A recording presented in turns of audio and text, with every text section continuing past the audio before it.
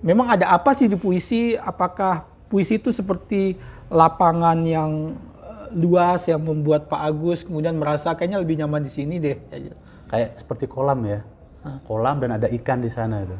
Jadi ini kan ada simbiosis ya, kolam dan ikan itu. Saya melihat ruang seperti itu, dan kita bisa melihat apa nih dari luar ya.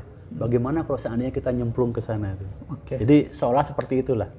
Makanya saya bilang misteri dan unik itu. Unik, ya. Iya.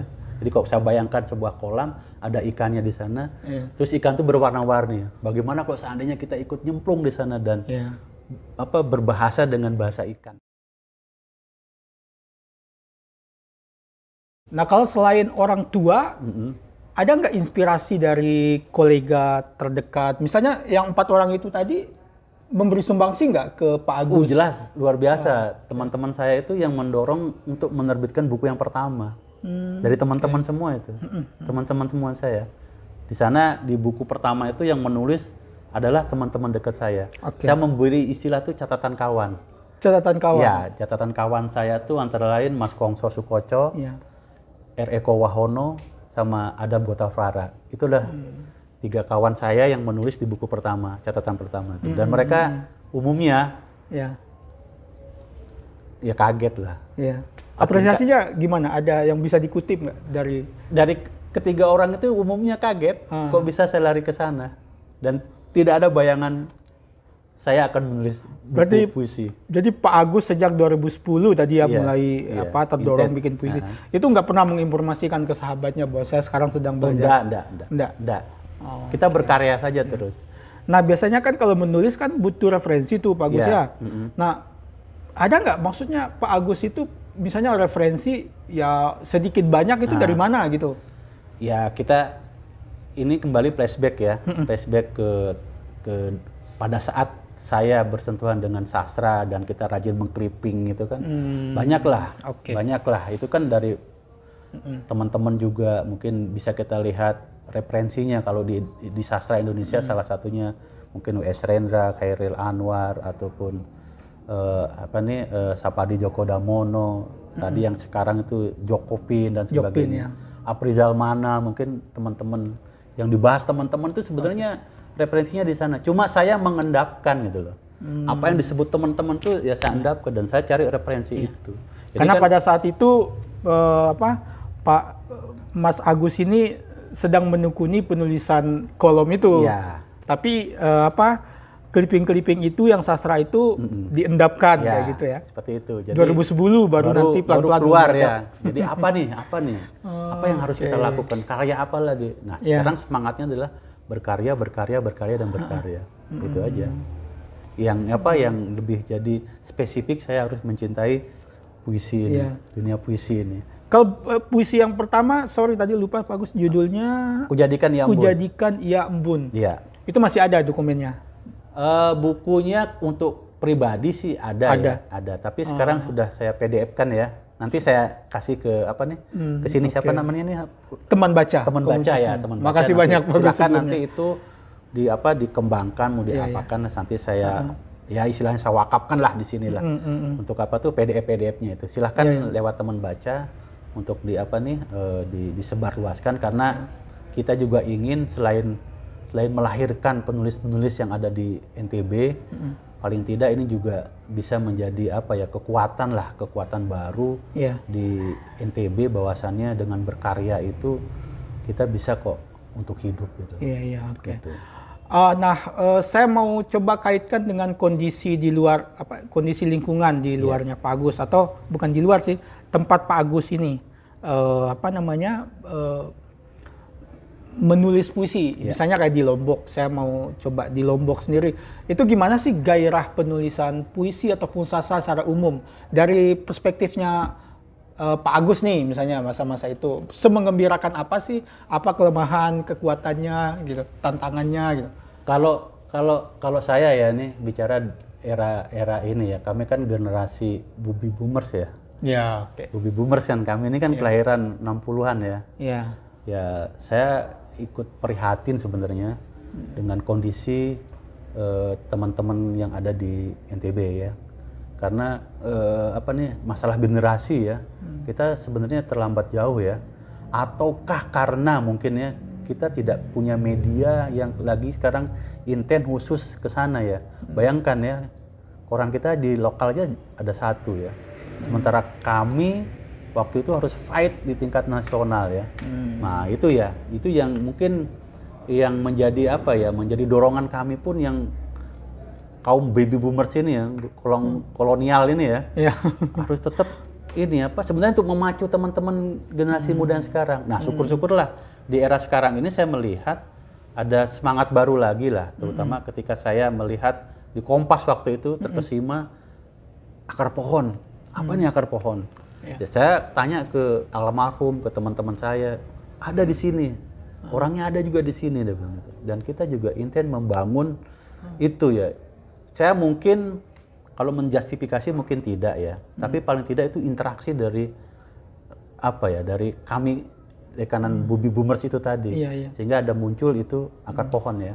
Jadi ada, terutama kami kehilangan betul sahabat Imtiham Taufan itu, yang mendorong kami untuk terus menulis dan juga menanamkan, paling tidak membuat generasi baru lah. Dan mudah-mudahan dari hasil interaksi itu bisa dibawa oleh teman-teman kami yang muda sekarang ini, terutama di akar pohon ini. Oh ya, maaf ini pertanyaan yang barusan terpikir di kepala saya nih Pak Gus. Karena beberapa kali diskusi dengan penulis-penulis segenerasinya Pak Agus atau kurang lebih di atas atau di bawahnya, Imtiham Taufan sering kali dimunculkan gitu. Itu beliau itu sesignifikan apa sih sumbangsihnya beliau terhadap sastra kita di Lombok? Mungkin ini ringkas saja sih. Kalau seperti itu, penasaran. Salah satu di kata pengantar saya di Kujadikan Ya Embun justru karena almarhum. Jadi almarhum yang seolah-olah pertama tahu bahwasan saya itu ada kecenderungan saya untuk ke puisi itu. Jadi terus terang buku pertama itu saya persembahkan untuk almarhum Imtiham Taufan. Karena beliau yang pertama tahu saya akan lari kemana gitu. Itu sumbangsi besar beliau kepada saya yang menyemangati ya selain teman-teman saya. Dan setahu Pak Agus, apakah beliau juga melakukan hal yang sama ke misalnya penulis-penulis yang lain? Interaksi aja ya.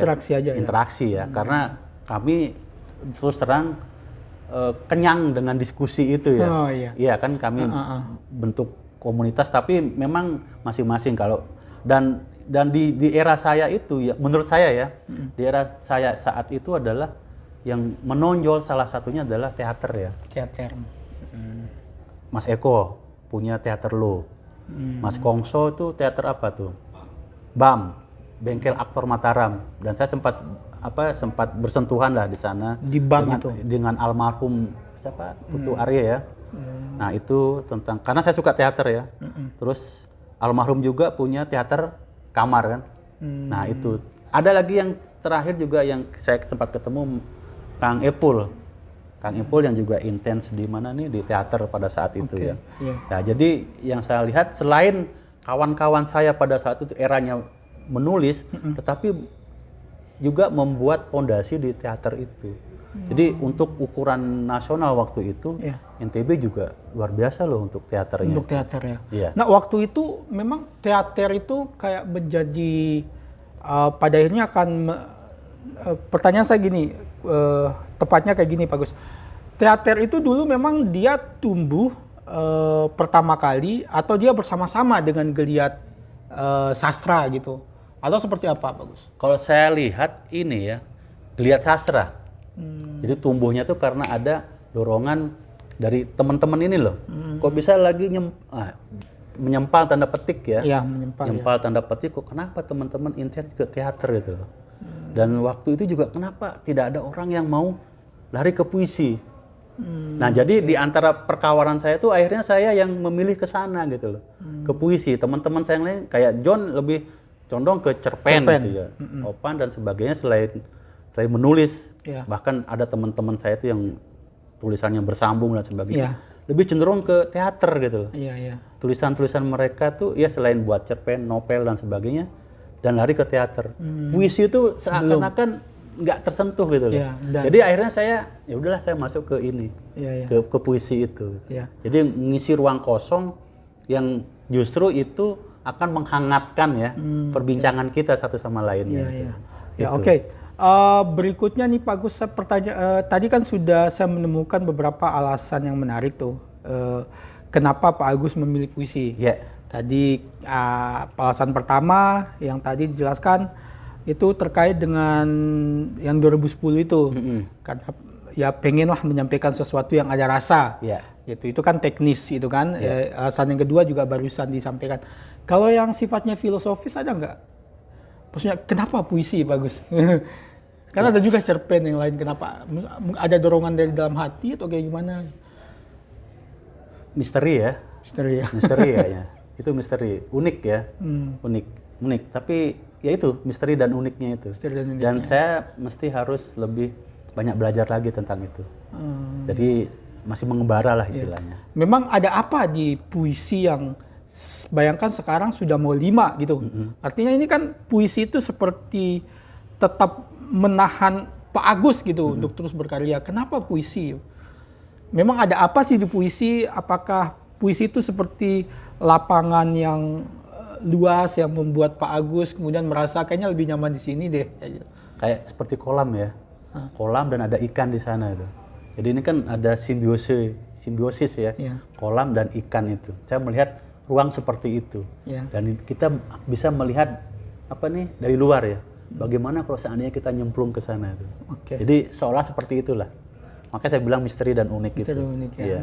Jadi kalau saya bayangkan sebuah kolam, ada ikannya di sana, terus ikan itu berwarna-warni. Bagaimana kalau seandainya kita ikut nyemplung di sana dan berbahasa dengan bahasa ikan seperti itu. Oke, menarik Pak Agus. Oke, ini mungkin agak spesifik langsung ke karya-karyanya Mas Agus. Tadi kan sudah cerita tuh dari puisi pertama sekarang mau masuk yang kelima. Kalau misalnya dari sudut pandang Pak Agus sendiri, Mas Agus sendiri, misalnya puisi-puisinya Mas Agus itu lebih banyak menceritakan apa sih biasanya? Tadi ya, sebenarnya saya ingin mengabarkan sesuatu lewat puisi. Karena kan basic saya awalnya kan di jurnalistik ya. Kan sudah ada biasa kan, misalkan ada perjalanan gitu ya. Kita kabarkan dalam bentuk bahasa ya. Laporan jurnalistik. Kalau saya nggak, saya balik aja. Saya coba merekam apa yang saya dapatkan di satu tempat.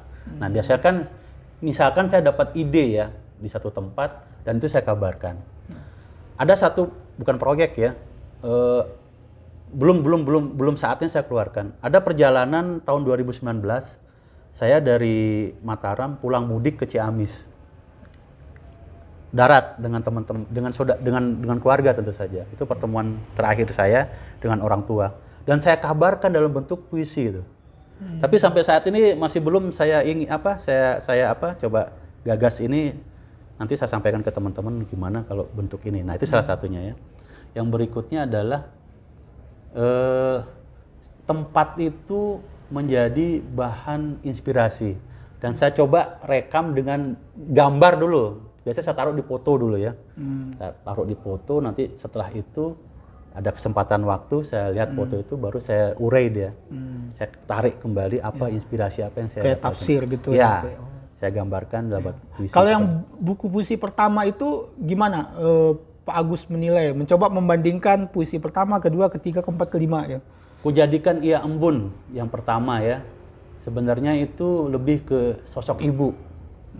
Ya, kujadikan Dia Embun ke sosok ibu, dan saya juga heran kenapa Cak Lan menaruh sayangku ibu itu di halaman pertama. Itu masih misteri bagi saya. Kenapa seperti itu? Terus yang kedua, menunggu di atap pupu. Nah, itu hanya menceritakan perjalanan jurnalistik sebenarnya. Ada kerinduan dan sebagainya. Cuma saya nemukan di atap pupu. Atap pupu itu adalah tempat pantai perbatasan Timor Leste dengan Timor. Kita 2013. Terus yang ketiga, itu buku Sepucuk Surat dan Kisah Masa Kecil. Nah, itu hanya mereview ya, mereview perjalanan itu tadi, sepucuk surat dan kisah masa kecil. Ada ingatan berarti. Ya, diingatkan mungkin teman SD dan sebagainya, karena itu juga terilhami. Tiba-tiba saya ketemu teman SD, cerita banyak dan sebagainya. Itu yang ketiga. Yang keempat adalah bermain di Pasar Ampenan. Oke, ini yang Nah. ini teman-teman yang lagi Ya. tadi dihadiahkan sama Pak Agus. Makasih juga Mas Didi Iya. tadi bukunya nanti insya Iya. Allah saya baca. Nah, bermain di Pasar Ampenan itu ingatan masa kecil juga sih.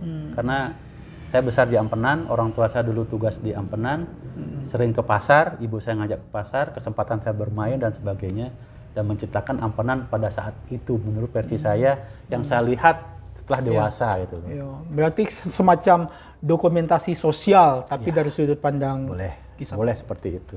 Wah, Dan yang terakhir ini yang saya akan bocor- terbit. Yang akan terbit ini itu adalah Mencari Rumah Sembunyi. Itu menceritakan pengalaman saya ketika saya terpapar virus Berarti yang COVID-19. terbaru? Ya, yang terbaru. Ya, Jadi saya ingin di saat saya sakit itu saya justru menulis puisi setiap hari. Tiap hari saya buat puisi dan jadilah buku. Dan itu disambut oleh teman saya yang namanya Sony Hendrawan yang memusikalisasi puisi saya dari yang ada 34 sekitar 16 dimusikalisasi. Akhirnya ada keinginan kita untuk membuat buku agak berbeda nih. Kenapa saya katakan berbeda? Di sana saya katakan kumpulan puisi dan musikalisasi. Kumpulan puisi dan musikalisasi. Nanti teman-teman, ini saya bocorkan aja sekalian, teman-teman nanti bisa menikmati musikalisasi teman saya, saudara Sony Hendrawan, menggunakan gitar akustik, gitar bambu. Gitar bambu. Gitar bambu miliknya Pak Prof. Endo Swanda ya. Nah di sana nanti cara menikmatinya apa? Kita pakai era sekarang, QR code, ada QR code-nya di sana tuh. Iya. Jadi nanti di sana tuh juga ada notifikasi Iya. untuk mungkin main gitar. Teman saya udah buat proses musikalisasi seperti apa. Nanti kalau ingin melihat tinggal pakai HP, QR code-nya nanti langsung menuju Kodenya itu menuju ke situ. menuju ke YouTube-nya teman Ya, saya itu. beberapa buku generasi sekarang kayak gitu. Itulah. Iya. Itu antara lain yang terima ini. Oke. Gitu. Menarik sekali. Kalau ini saya penasaran, siapa penulis puisi yang menjadi favoritnya Pak Agus? Waduh, repot ya, karena kita suka buku banyak ya. Ya, Kalau dibilang favorit, saya kira semua favorit semua ya. Tapi yang paling sering dibaca gitu. Dibaca ulang apa segala macam kan mungkin pasti ada lah. Gitu. Kalau yang terakhir sini saya baca adalah buku puisinya Sapardi Djoko Damono. Salah satu yang sering saya baca. Ya. Saya tadi Jokpin ya. Joko Pinurbo. Itu juga sering saya lihat karena ada keunikan, termasuk yang dari mana nih, Madura itu. Zhao Yongron? Ya, itu kan masih di era saya dulu waktu kuliah kan, salah satunya itu. Yeah. Bagaimana dia pernah menceritakan tentang tanah Sulawesi lewat pulau. Iya, badik, di ujung badik. Di ujung badik itu menarik juga. Selain tentu saja yang fenomenal menurut saya Chairil Anwar. Karena kenapa Chairil Anwar? Karena kalau setiap lomba baca puisi pasti saya ambil punyanya Chairil Anwar itu. Kalau W.S. Hendra mungkin yang bebop ya menurut saya yang cukup karena pernah saya pentaskan ya. Yang bebop itu pernah saya pentaskan, jadi itu yang merasuki saya sampai sekarang ini. Wah, menarik sekali. Pak Agus, saya pikir banyak sekali informasi yang sudah disampaikan dan masih bisa diperdalam sih sebetulnya. Insya Allah siap. Cuman karena waktu kita mungkin sudah mulai kurang lebih 1 jam ini informasi yang paling umum. Kupikir ada beberapa hal yang menarik yang mungkin bisa kita ambil sebagai pelajaran, sebagai informasi, sebagai pengetahuan yang terkait dengan bagaimana sih geliat kepenulisan kita di NTB itu, tapi dari cerita Pak Agus sendiri gitu. Karena bagaimanapun Pak Agus adalah menulis puisi, jadi bagaimanapun Pak Agus bisa tadi sudah cerita bahwa itu ternyata dipengaruhi oleh kondisi-kondisi yang ada di sekitarnya, baik kondisi dari media yang memang kurang gitu, tapi itu menantang kemudian untuk bisa lebih maju gitu, dan ada kondisi yang menopang, misal dalam artian bahwa teman-teman di lingkarannya Pak Agus itu ternyata memberi sumbangsi yang positif gitu untuk. Nah Pak Agus, saya pikir pertanyaan saya juga sudah habis, ceritanya juga sangat menarik Pak Agus ya. Mungkin bisa kita sambung setelah ini panjang lebar gitu. Siap. Nah teman-teman, itulah perbincangan saya sama Pak Agus. Sampai ketemu di teman ulas berikutnya. Sampai jumpa. Assalamualaikum warahmatullahi wabarakatuh. Waalaikumsalam warahmatullahi wabarakatuh. Makasih Mas Dedi. Ya. Sukses ya. Ya. Mantap.